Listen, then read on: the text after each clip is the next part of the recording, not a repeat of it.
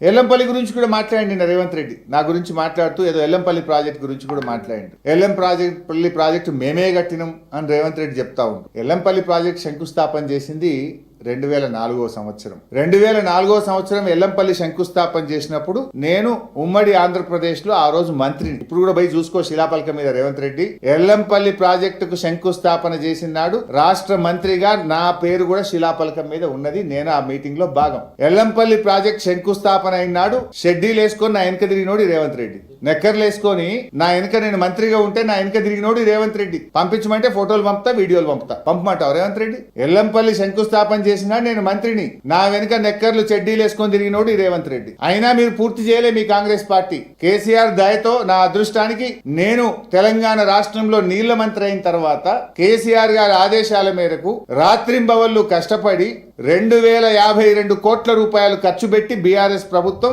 ఎల్లంపల్లి ప్రాజెక్టును పూర్తి చేసింది.